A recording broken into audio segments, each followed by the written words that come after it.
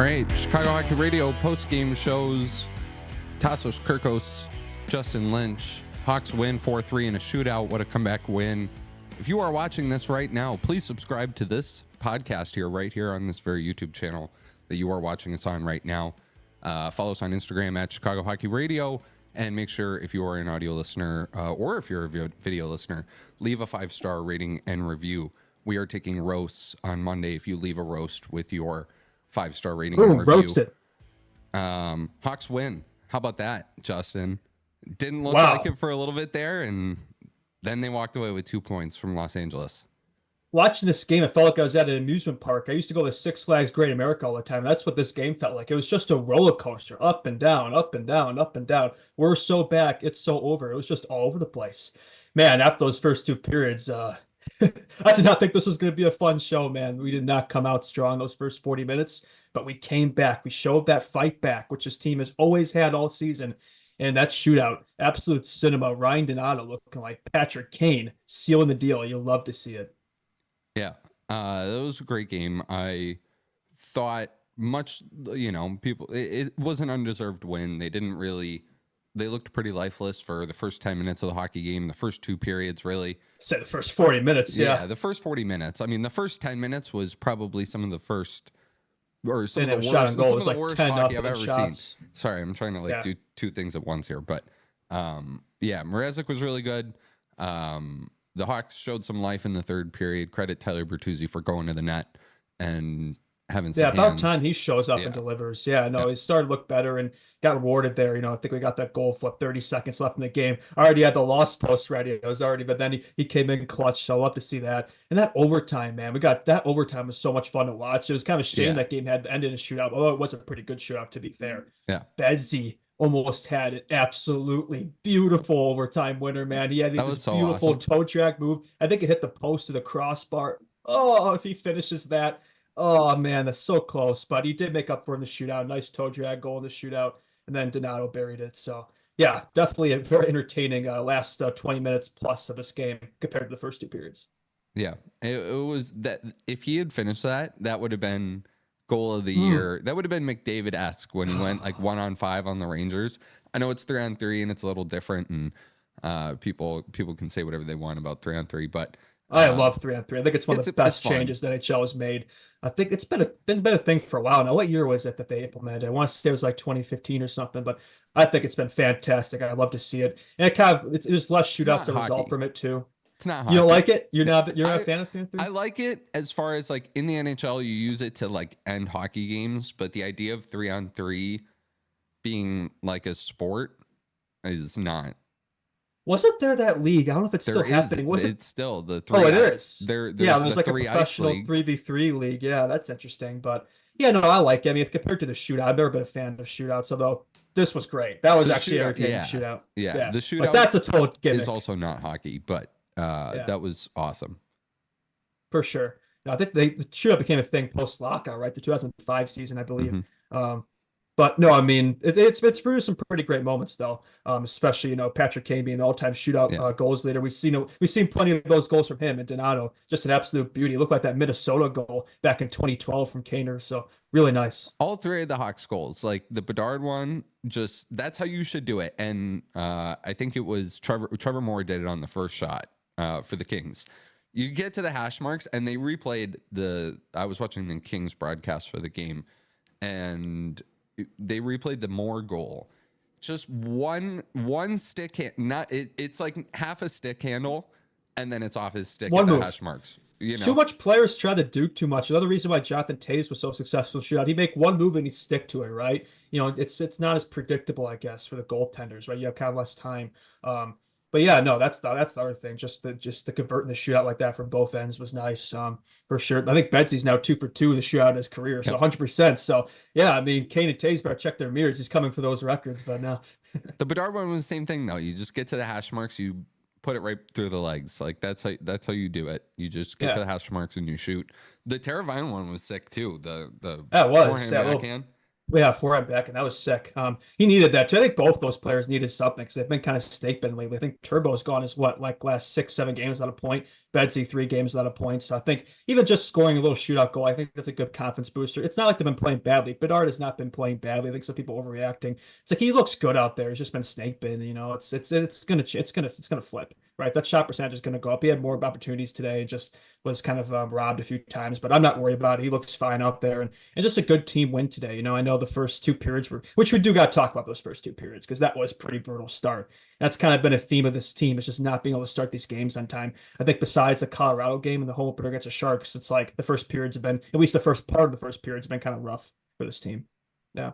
Yeah. I mean, do you want to go into like the first period and kind of in the second period, or you want to talk about Ryan Donato?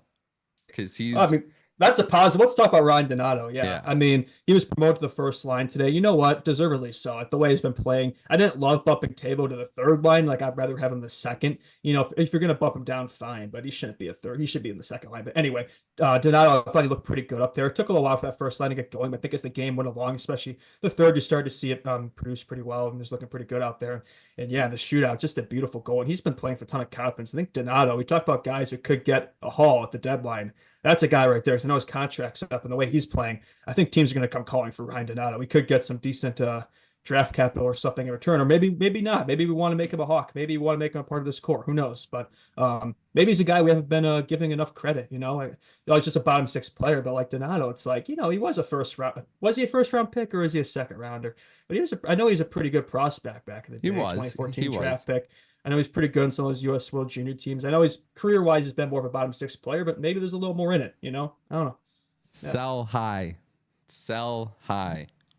on Ryan. Yeah, I thought he was one of the more underrated players last year. Even I think he had 30 points in that Hawks team, which on that Hawks team is saying something. So yeah, we'll see how long he stays up there in that first line. Probably not super long. They probably prefer to play lower in the lineup, but I mean the way he played today, who knows? Also, Lucas Reichel, another great game from Reichel. Yeah. He had a beautiful assist on that Craig Smith goal. He was looking like McDavid the way he was skating up the ice, stick handling, and that little backhand pass to Craig Smith. Those two have been cooking together.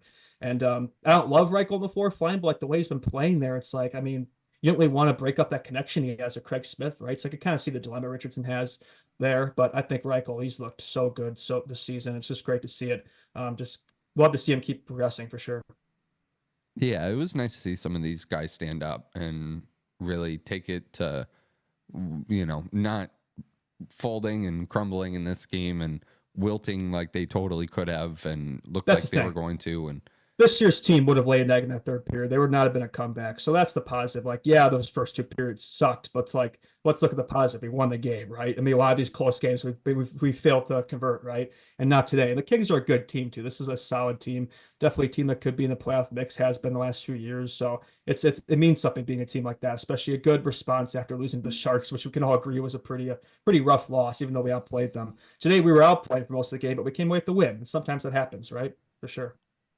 Buddy, the shots were 40-20. The Hawks got doubled up.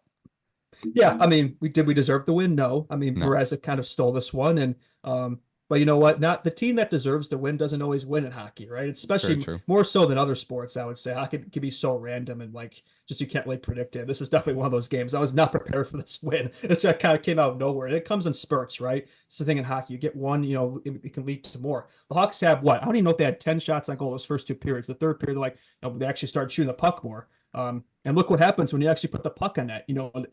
It leads to goals. Who would have thought this? Who would have thought this? And that's the Hawks. You got to shoot the puck more. They had 8 through 2 periods. Yeah, so I was right about that. So yeah, they had more shots in the third and overtime than the rest of the game combined. So yeah, shoot the puck more. Not enough of this cycling around looking for the best look. You're not always going to get the best look. Just throw the puck in and see what happens. And that's what they did in the third period. They simplified the game. Simple hockey, and it was effective. I want to see more of that tomorrow against the Ducks, which, by the way, we got to win consecutive games. We have yet to win consecutive games. You're playing a Ducks team that's in pretty much the same position as us in terms of the rebuild. I think skill-wise are pretty much the same. So, yeah, I mean, that's a game you got to win. Got to go back-to-back here. Rally off of this. Make this something. Don't turn in another dud because this Hawks team's been, very up and down, win-loss. Let's get a streak going here. Let's win a few games here. Ducks have some players, though. They do. They might, I'm not saying it's going to be easy. Yeah, no. they have more players than the Sharks. It's not, you got Troy Terry and Ryan Strome and all those guys, McTavish, Leo McTavish, Egris, Carlson, Leo Carlson, Mm.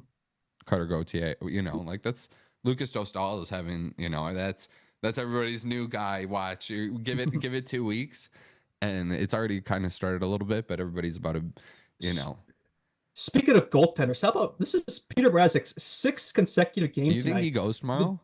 No, he's not. They said Soderblom starting tomorrow. Yeah. So, I mean, 7 consecutive games, including 2 back-to-backs, no shot. But, I mean, I can't remember the last time I've seen that out of a Hawks goaltender. I can't even recall Corey Crawford playing 6 consecutive games back in the day. I mean, I actually do some research into that. That's actually an interesting question how I think about it.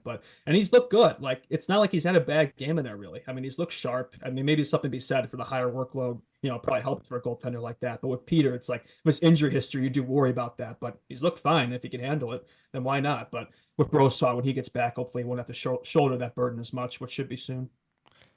Buddy, when this game was 2-0 and the LaFerriere scored again, I thought this post-game show was going to be a really grave kind of, I was not looking forward to it. Like, LaFerriere was looking like Lafreniere tonight. He had himself a game. He's had a good season. He's a good player. He's a player. He is for sure. And Philip Deneau, these former Hawks always owning us. So I wasn't surprised by that. When he had that third goal, I was so bummed down. Like, oh crap! Like helping to produce this comeback for nothing. But Tyler Bertuzzi coming in clutch. Love to see that. Just the fight this team showed today was really positive. Nick Foligno getting a start in the third. I love that fight he had too. I think it was in the first period because like we showed nothing to that point, and he thought drop the gloves. Send a message. Maybe that woke the team up a little bit. Took a little while to produce results, but good to see him get on the board too, for sure. Yeah, I imagine that's what happens when you go to the net with your stick on the ice. Imagine that. Yeah, I know, right? Just the simplistics, right? I think they did that in the third, and it worked out. Yeah. Yeah. The Craig Smith shot, too. I mean, like that. I mean, he's putting up goals, too. I think, like I know I said sell high on Donato, but Craig Smith could get something. You could package these guys. Yeah, why not? Why not? Package these guys. Call up the youngins. It's time. No, I'm all for it. I am all for it for sure. Because Absolutely. This game, you can't look at this game as a win. Like, I mean, not completely. No, like after the first 2 periods, I was thinking like things are so stale right now. I was thinking like after this weekend, we probably should call up someone for Rockford, get a change going, something just to switch it up because right now they get nothing going. But if you could turn this into a winning streak, against the Ducks tomorrow, maybe not. But there's something to be said for that, right? Maybe make a move or something. But we'll see. I think it's a little early for that, but. I think after those first 2 periods, I was kind of thinking along those lines for sure. I don't know how long Ryan Donato and Craig Smith are going to be able to keep it going, No. So, yeah, I mean, Craig Smith has more goals than Bedsy so far. But yeah, no, he and Reichel have had a good connection going for sure. Good to see that. Yeah. Bertuzzi, too, if he can get going, that'll be really good for the team. I know, but it is a matter of going to the net with your stick on the ice consistently. And sometimes he misses the net a lot, and sometimes I don't know. He's a good locker room guy, and he's not as physical as people think he is, and he's not as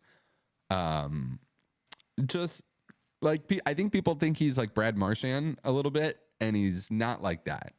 Like he can be like that, and I think for him it always comes like later in a season when playoffs generally are closer, and I know the Hawks won't be. I mean, it comes in spurts, right? He's not like a consistent player. No. Yeah, no. For sure. But I will say another thing.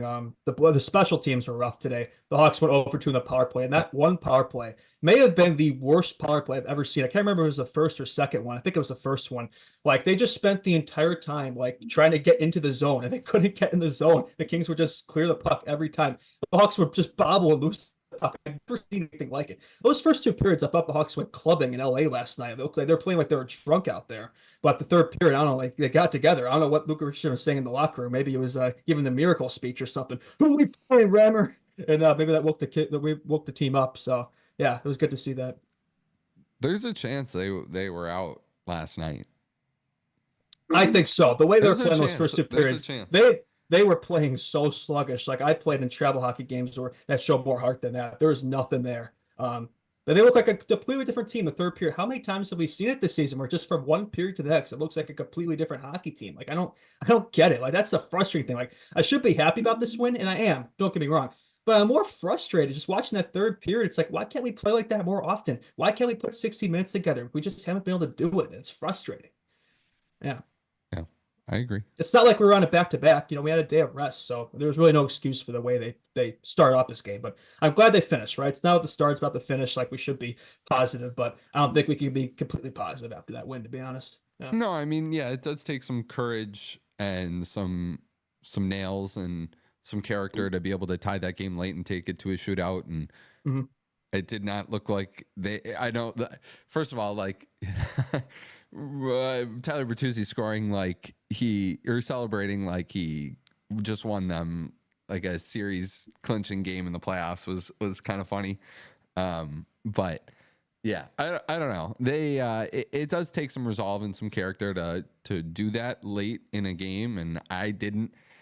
I thought we were getting ready for a post game right after that, and then they tied it, and it kept going. And I don't know. It was a good performance by them. You got Good to to give beat them the credit. Kings too. Like that city's had too much going for them lately, especially that World Series win. Just good to kind of come back against them, beat them in overtime in their own place, and just kind of dampen their spirits a little. They're too happy over there. It was good to kind of give them that. Yeah.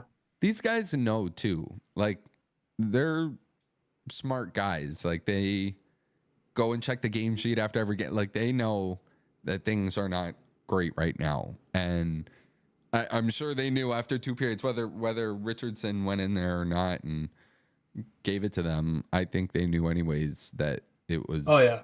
time for them to flip it on a little bit more. No, for sure. And we're no longer in last too, so that's a positive. We'll see how long that lasts. But yeah, we left the Predators who now take hold of last place in our division and the league. So yeah. There you go.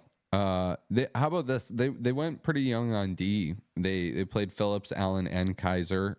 They definitely sheltered Phillips and Allen a little Oh, bit more. that's something to Kaiser, talk about. Yeah, thank God we finally got Isaac Phillips in the lineup. This guy's been living on the bench in Rockford this whole season, and TJ Brody finally got scratched. About time. I mean, how much have I been calling for this on the show? Like his play's just been terrible. And Richardson finally scratched him, got Phillips in the lineup. I thought he looked pretty good. I thought he was pretty smooth today. Not really much negatives to say. I didn't really notice him much, which was probably a good thing. So no, I thought he was good. And yeah, that is a young defense, but I'm okay with that. Like, let's play the young players. See what you got. Give them a shot, right? Yeah. no, I agree. They didn't, like I said, they didn't really play him that much though. I think Allen might have gotten. Let me see if I can still Allen find got this. another assist. He's got 3 now. Yeah. Oh yeah, he does. He does. But on the flip side too, like Jones played 20, almost 30 minutes, 28-13, and Vlasic played 27-07. I know you get the extra 5 minutes in there, but I don't Phillips know. played 11. Yeah, you're right. He played 11 minutes. That's like nothing for a Yeah, defenseman. I was gonna say I didn't notice him much. That's probably why. Yeah. yeah. Hmm. TJ Brody, yeah, TJ Brody was a scratch today, and I think that was about time, right? Yeah. No, Yeah, I would agree. I would agree with that. Yeah, Mrazek, 37 saves and 40 shots. He had his work cut out for him tonight, but he kept us in this game. That's what you gotta say. Even after those first 2 periods, like, hey, we played like ass, but we're still only down 2 goals, right? It's still a hockey game, right? And that's what gave us that shot to come back, right? He gave us an opportunity. That's the thing, Mrazek. He's a good enough goalie to keep you in games to give you a chance. Which, when you're a rebuilding team like this, like that's all you can ask for. Yeah. yeah.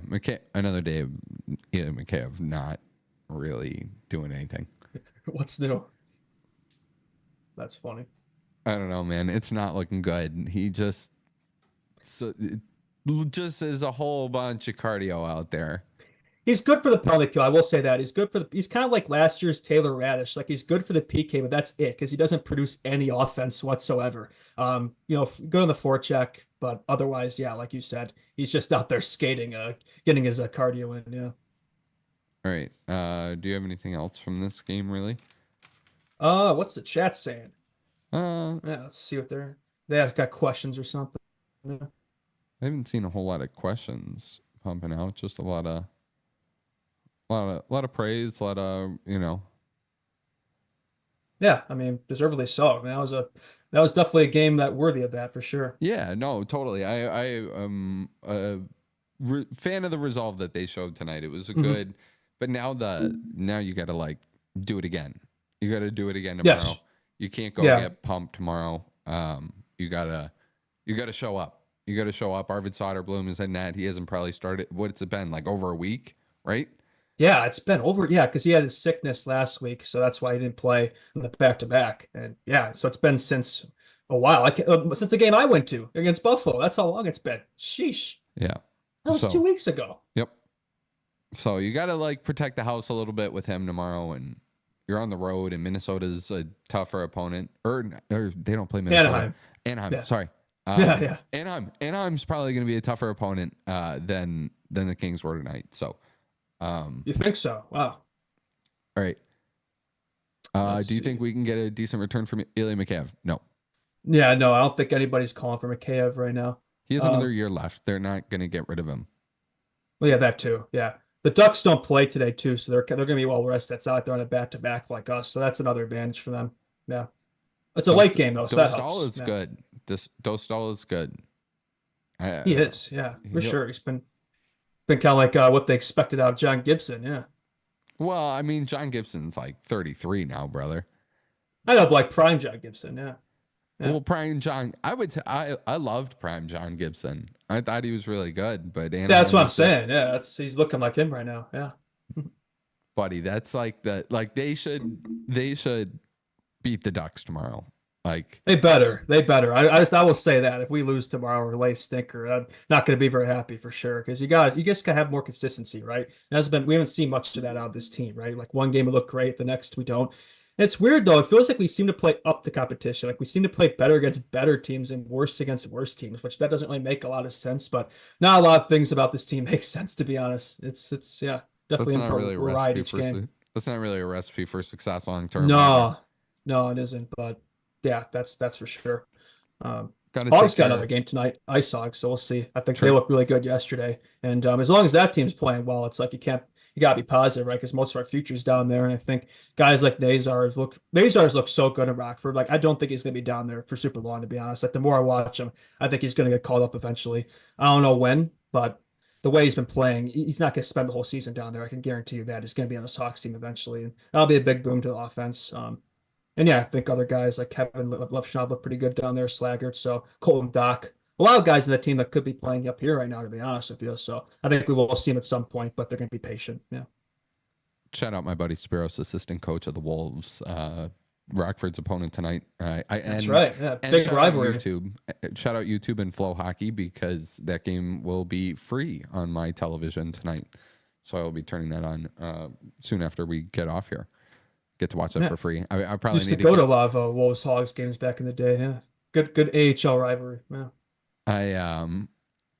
I told Spiros that the game was free. My buddy, and he was like, "Oh, you need to get off your wallet and just buy a Flow Hockey subscription for the season." And I probably should. I probably should at this point, but just with all the AHL hockey I got to watch, right? Yeah, for me, it's like I got just because I need to watch this Ice Hogs team. So much of the Hawks' future. Oh, you have it. Oh yeah, no, I've been watching the Ice Hogs games. Yeah, okay, and it's like that's the thing. There's so much more on there too. There's so much hockey leagues. That's a great service, man. It's a bit pricey, but I think it's worth it. Flow Hockey is great. It is. Yeah. They do a lot of good stuff. A lot of college games too. I've been trying to watch a lot of the college Blackhawks too as well. It's just as much Hawks prospects as I can because most of our future isn't on this team right now. So I feel like I invest myself to watch that as well and see how they're coming along. Yeah. All right. That is going to do it for the podcast. Like I said, please subscribe to this channel if you aren't already.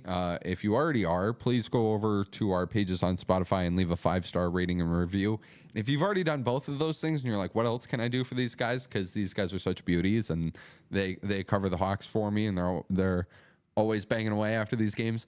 Follow us on Instagram as well and shoot us a DM for questions on Friday if you guys have any. We've gotten some good ones, and we continue to take stuff that can be Hawks related, that can be non-Hawks related, and we're good. So appreciate everybody for tuning in. We will be back tomorrow night after the Ducks game. Yes, sir. Adios.